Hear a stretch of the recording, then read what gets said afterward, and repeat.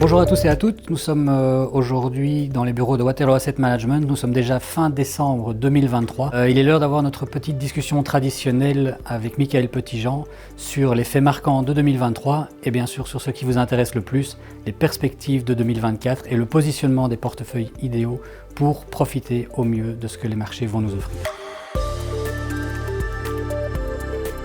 Alors en 2023, il faut bien constater que la clé était de rester sourd aux appels prophétiques de tous les collapsologues et déclinistes qui nous annonçaient l'écroulement des marchés financiers suite à la crise bancaire de mars. Rappelez-vous la faillite de Silicon Valley Bank, la faillite de First Republic, la faillite de Crédit Suisse.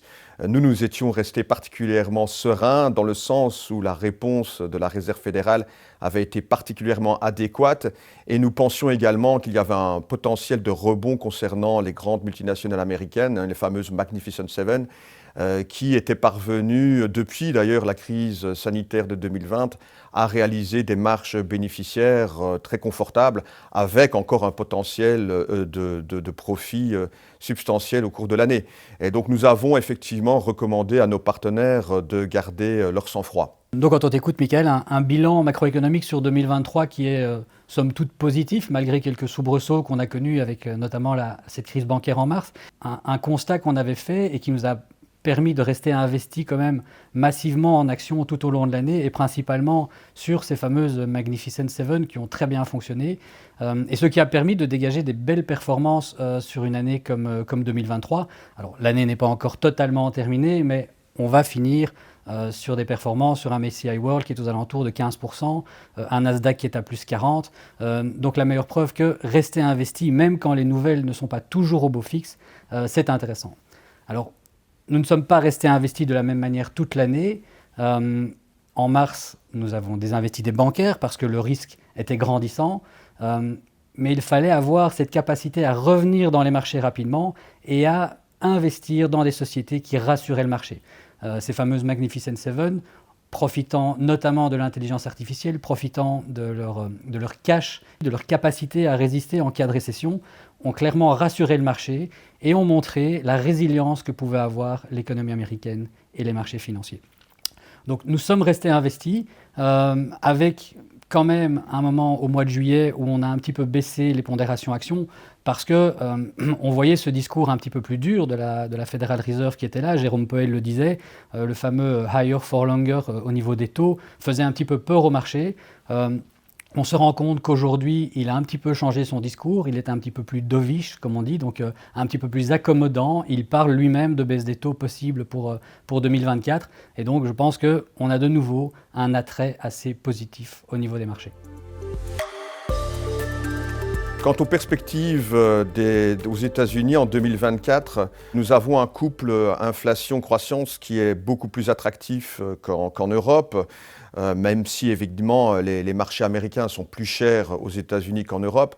La croissance aux États-Unis en 2023 a été de 2,6%. Il faut savoir qu'on s'attendait à une croissance de 0,4% encore en décembre 2022. Donc le rebond de la croissance a été très important aux États-Unis, tout en parvenant à juguler l'inflation. La Réserve fédérale, en augmentant ses taux, en continuant d'augmenter son taux directeur, a réussi à juguler l'inflation sous-jacente, notamment, qui est aux alentours de 2,5%.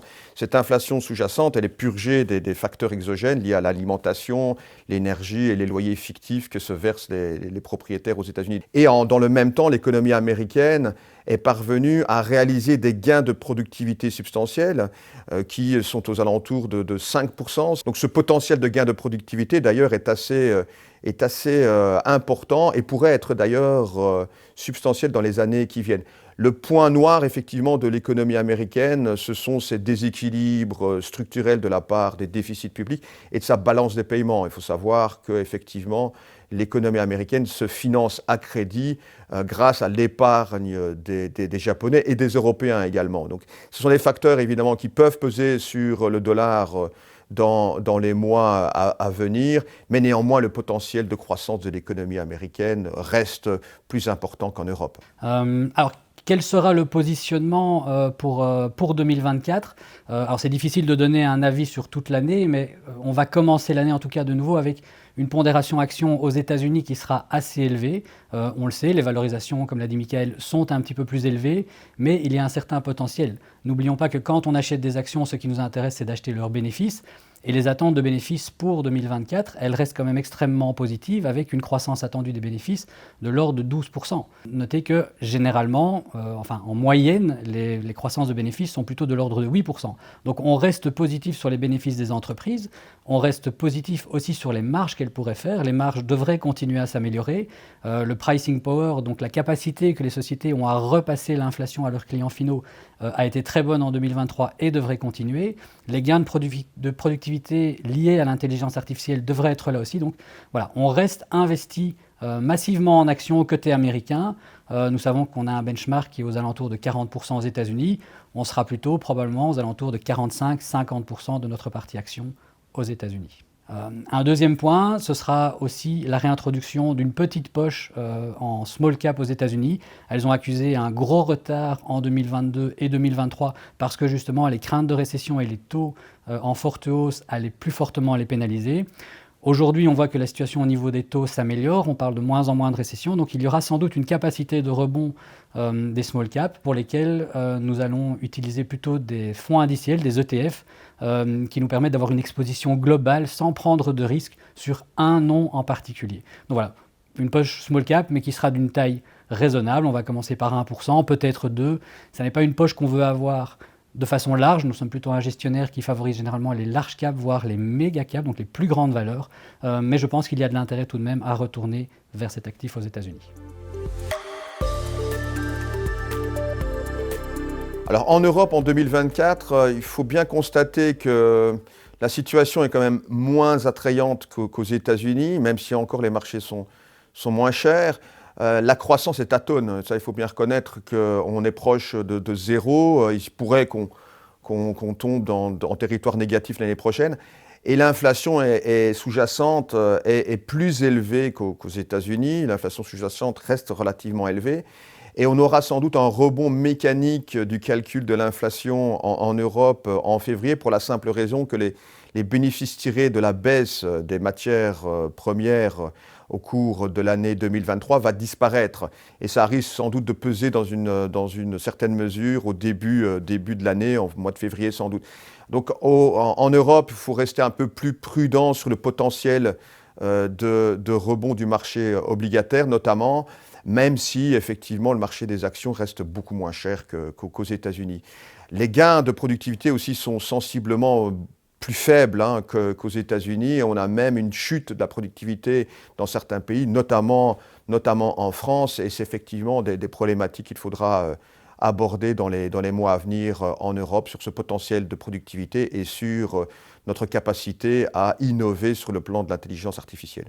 Alors au niveau de l'Europe, par rapport au discours qu'on a eu en positionnement aux États-Unis, c'est totalement différent. Effectivement, les valorisations sont peut-être meilleur marché, mais les attentes de résultats des entreprises sont quand même nettement moins bons. Le risque de voir encore des sociétés souffrir l'année prochaine est grand. Donc, à contrario d'une position action américaine assez importante, on va avoir une position européenne qui sera un petit peu plus défensive et qui sera aussi de toute façon tournée un petit peu moins vers les valeurs de croissance qui sont moins présentes en Europe. En Europe, on va plutôt avoir tendance à se concentrer sur la partie obligataire des portefeuilles.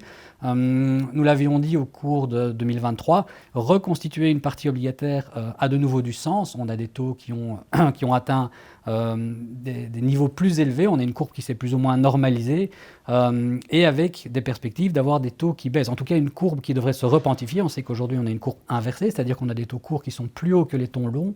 C'est une situation qui ne devrait pas perdurer. Donc on avait déjà dit qu'il fallait reconstituer une partie obligataire et aujourd'hui, on est plutôt sur un allongement des maturités qu'on a dans les portefeuilles, aller chercher du 2029, du 2030, du 2031 qu'on n'avait pas au cours de l'année.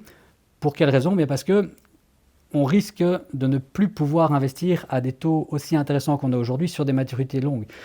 Si on n'a que du 2025-2026 en portefeuille, quand ces obligations arriveront à leur échéance, il est fort probable qu'on ne puisse plus investir à des taux de 3,5-4% comme on a aujourd'hui. Donc voilà, le but n'est pas nécessairement d'avoir envie d'avoir des maturités longues, mais c'est plutôt de se dire bloquons des taux au niveau auquel ils sont aujourd'hui pour ne pas risquer de devoir investir à des taux plus bas demain. Et nous faisons principalement ça sur la partie européenne parce que la partie obligataire doit rester une partie défensive dans le portefeuille et donc nous ne souhaitons pas ajouter un risque devise sur le portefeuille et donc nous préférons rester en euros parce que le dollar pourrait souffrir. Michael a parlé d'une économie américaine et du déficit qu'il y avait structurellement aux États-Unis. Cela pourrait à long terme peser sur le dollar et donc nous préférons maintenir nos positions obligataires en euros.